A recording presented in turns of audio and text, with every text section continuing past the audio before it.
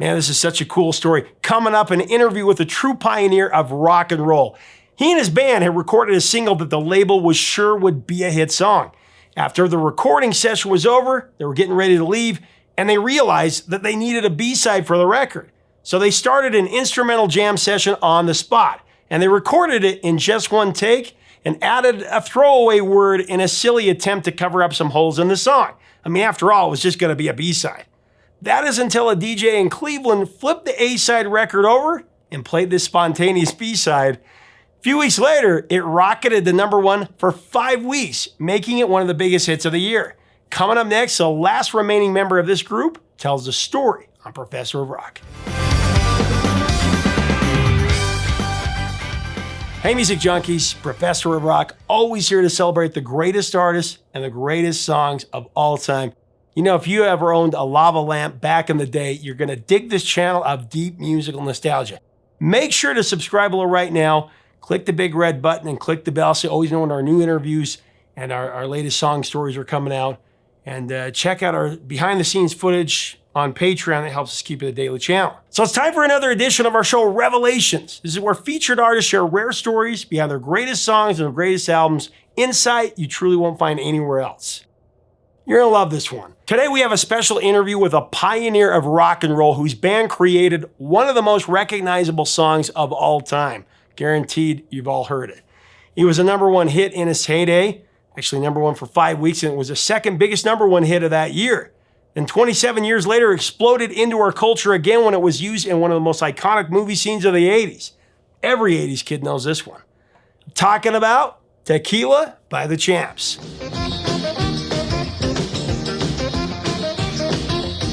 The Champs were led by my guest today, singer-guitarist Dave Burgess. The band had been put together quickly under Gene Autry's label Challenge Records. The band was actually named after Gene's horse Champion. So the band, the Champs, they were in the studio to record the A-side, which was a Dave Burgess song called Train to Nowhere. They actually figured out that they needed a B-side for this record. This is where it gets really interesting. According to Leo Kulka, who was the second engineer on the song, the B-side song that ended up being Tequila was an afterthought that the band recorded after Train to Nowhere. So Leo says the remaining musicians were rounded up and the song was written on the spot. It was a jam, according to him.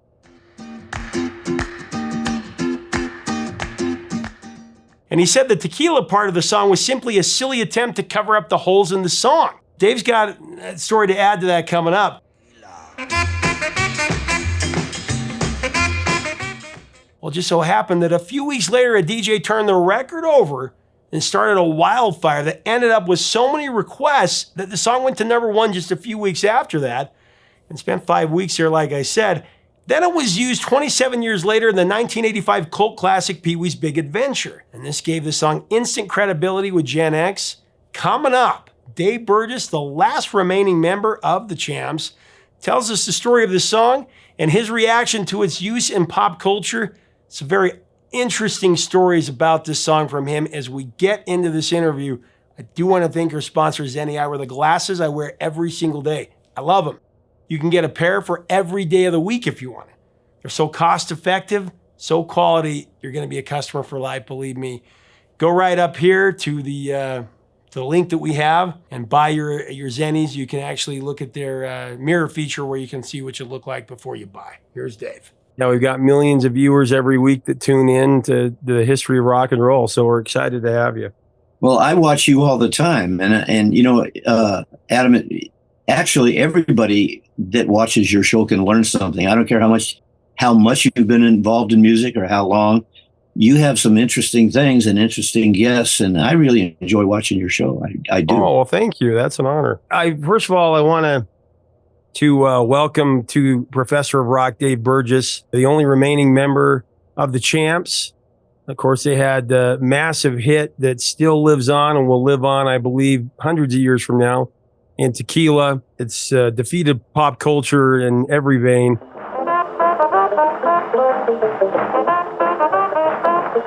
Guess it was in 1957. I heard a record called Raunchy by Bill Justice.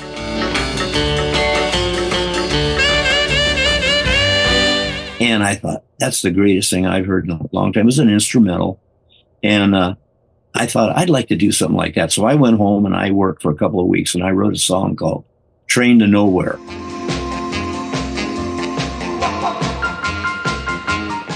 Worked out the arrangement, just what I wanted. Took it into my producer and manager and the head of the label. And I said, I want you to hear this. And I played it for him. He said, oh, that's great. He said, that sounds like a hit song.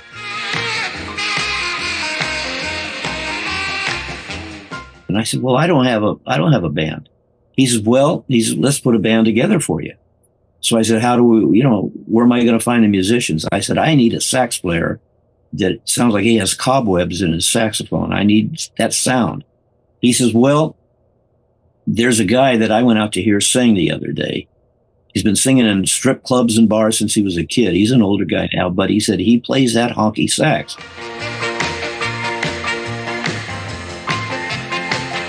He said, let me take you out there and hear him and see what you think. And it was Danny Flores. He worked all up and down the coast. A very sweet guy and extremely talented.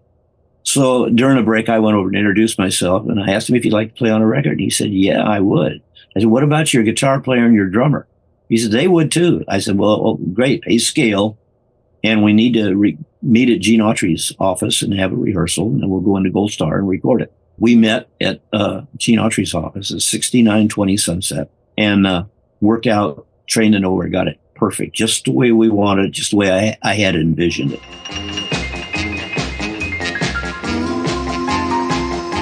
Called the head of the label, the promotion people, the marketing people, and they came up and they said, that's great, we got to put that out right away. This was in early December of 57. He said, but we need a B-side. We've got to have a B-side on a 45. And I said, well, give us a few minutes. Let's see what we can come up with. By the way, the name The Champs came after Gene Autry's horse, Champion. And Gene loved that. And I have to say at this point in time, I've never met another person in my whole life like Gene Autry. He was everything that people would think that he would be. He was the perfect human being. He would help people, do good things for people. His handshake was worth his bond. That was it. And he was so good to me. And he was like a second dad to me, really. Back in the saddle again. That was Gene Autry leading the singing, folks. Okay. So I took my guitar and I started playing this riff. I don't know why I started playing that riff. I just did.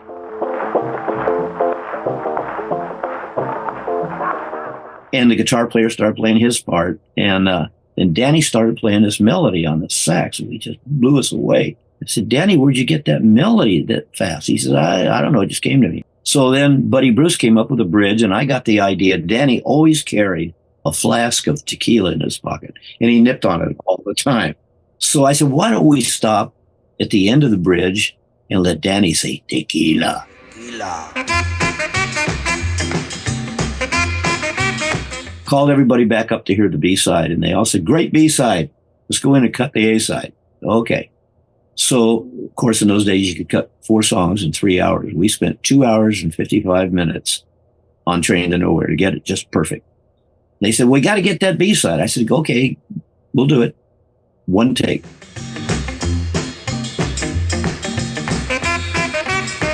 They wanted it in the stores. That is Train to Nowhere. January the 1st. Train to Nowhere was taken off. It was doing great. And it was hitting the charts right away. And we got offered a 2-week tour up and down the West Coast, which we did.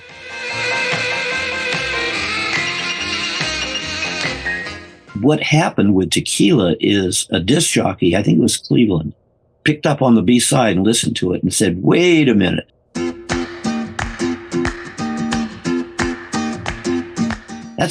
That's a better side than the A-side. So he took a group in that was a local group called Eddie Platt in his orchestra, and they recorded Tequila and put it out on ABC Paramount. Tequila. That was the only song they played for 24 hours on the radio station. So the station across town, the competitive station, flipped our record over and started playing it, and ours took off. And at that time, it was the fastest climbing record. 3 weeks it was at number 1. That's right. And of course, I felt so blessed and everything, and that's how Tequila came to be. And then, of course, we got the first Grammy award that was ever given, 1958. And you were the first band to have your debut single as an instrumental go to number one. I don't think anybody's ever done that since. I don't know. We had 9 chart records. Of course, Too Much Tequila is the most recorded song I've ever written.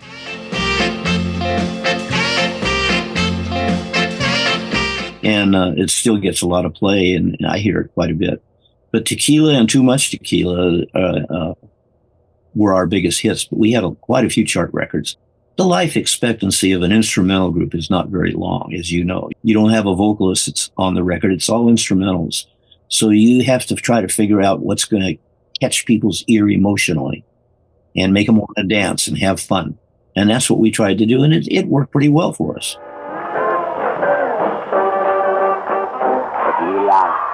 I read the notes from one of the engineers, Leo Kulka, and he was saying that the song was just an afterthought because you knew the A-side was Train to Nowhere. This was an afterthought as a B-side. And some of the musicians had already left the studio when it was brought up that you had nothing for the B-side, and it was really just kind of a jam session that came together. That's not quite factual. I mean, just first of all, none of the musicians had left the studio. We knew we had to do one take on the B-side and get it right. Well, and I know that when Tequila was released, Flores, he was credited as Chuck Rio because he was under contract to another record label, RPM Records at the time. And so that was kind of interesting. But that dirty sax and that low voice and your guitar, I mean, it's just such a classic.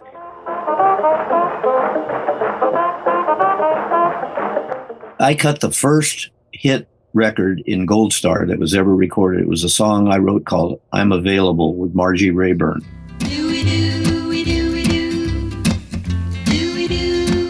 And it sold a lot of records. It was on Liberty Records. And that started Gold Star. And the second record that was cut there was Tequila.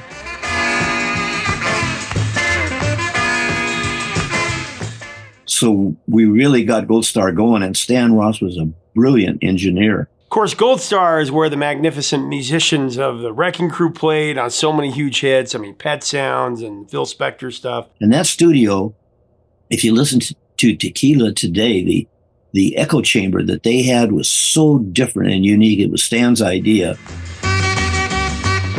Tequila. It was a great sound, a crisp sound. It still sounds like it was cut yesterday, I think. And there's something to be said for recording without click tracks. Speeding up and slowing down a little bit, there's nothing wrong with that. That's emotion and that's dynamics. And I'm not saying that I don't like the way things are recorded today, because I do. There's a lot of things that are great about today's recordings, the digital sound.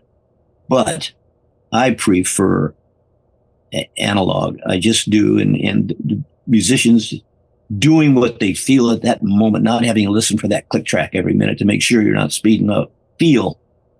That's what music is about, to me.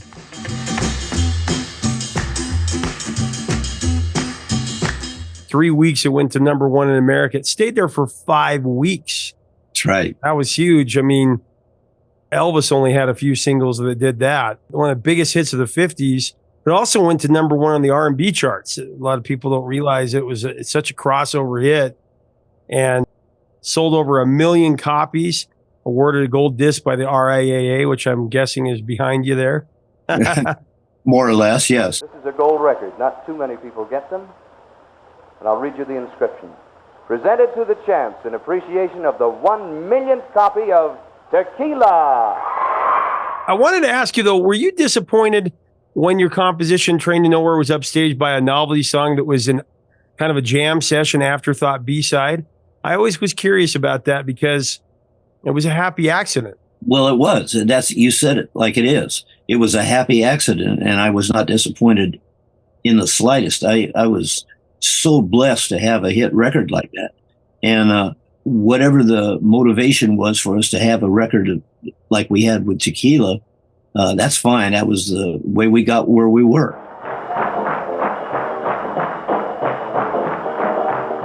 Well, and the other thing is cool is that when Eddie Platt released his and you charted higher, his went to number 20, but it's also been released, many covers of it, right? Bill Black's Combo recharted in 64.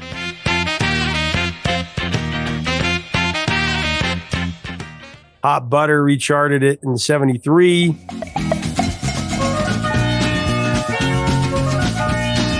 Alt and the Lost Civilization to number 48 in 92.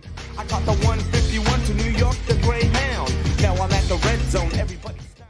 And then all the great covers of him. You probably heard Dwayne Eddy and the Ventures and Dizzy Gillespie and Wes Montgomery.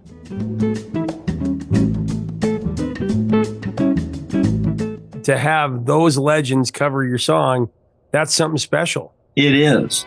Tequila. I was using Breakfast at Tiffany's, Happy Days, and Teenage Mutant Ninja Turtles and The Sandlot.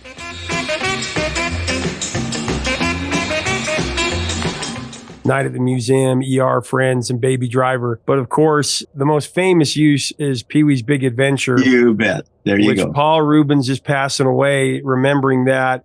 Me, an 80s kid, and all the kids that grew up in the 80s, that's where we know Tequila.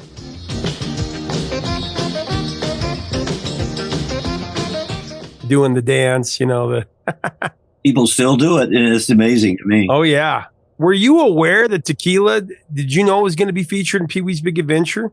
Well, we knew there was going to be a synchronization on Tequila for a movie with Pee Wee Herman, but I didn't know, I didn't have any idea how he was going to do it and what he was going to do with it. When I saw it, I thought, oh my gosh, that is incredible. And of course, what I would love to do at this point in time, we've never done this. I would love to take my new group, the Champs, all new guys, and they're great, and do a motorcycle convention somewhere. I think that all the motorcycle clubs would come to see the Champs do Tequila.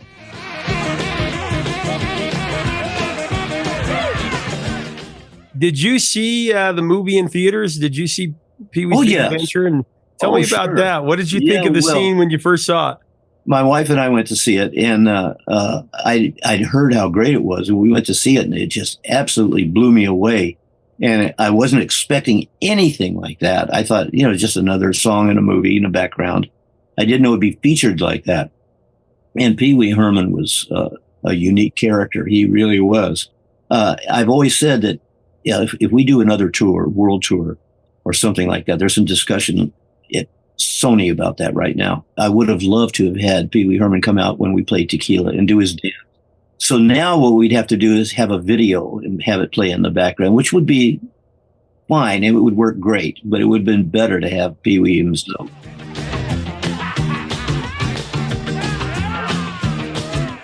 Tequila, it's interesting. I was just doing a little research how tequila has been used in pop culture just overall. And you guys, Too Much Tequila and Tequila Twist. And then the Eagles, of course, had Tequila Sunrise, and Sammy Hagar with Mass Tequila, and Terror Vision with Tequila. So also a hot topic in country songs lately. So oh yeah, you guys started it, and it's gone on, the legacy of using that in music.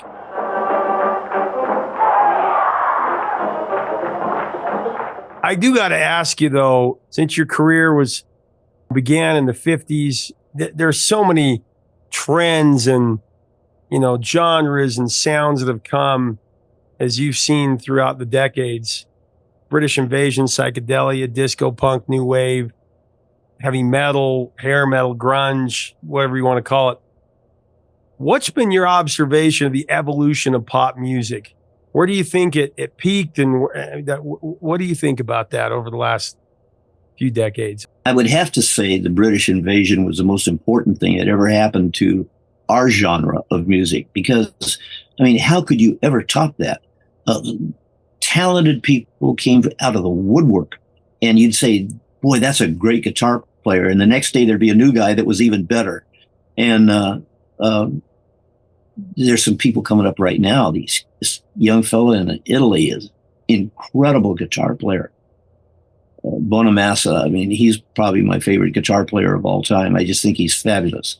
And the British Invasion, the Beatles, and the Rolling Stones, and all those groups that were just so phenomenal, the Yardbirds, look at the people that came out of those bands. It was just, can you imagine taking the cream of the crop from each band and putting together what you'd have? Oh my gosh. Phenomenal musicians. And they were an inspiration to me because I kept wanting to be better and do better. I wanted to be as good as they were. Got to ask you about the new stuff. You got the Champs going. You got new music. Now here I am at this age. I'm back with Columbia again. We just recorded a song called Poquito Uno by the Champs. I hope everybody watches for it, and I hope you like it. And I'm having the best time I've ever had in my whole life.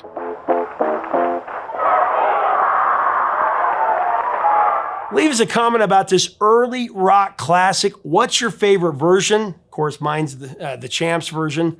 What are your memories of the Champs and Tequila? This is a song that only 80s kids get, you know, right? Check out Dave Burgess and the Champs' new music in the link below. I'll link to it below there so you can get that. Let us know below. Let's have a great discussion about this. If you like our content, we invite you to subscribe below.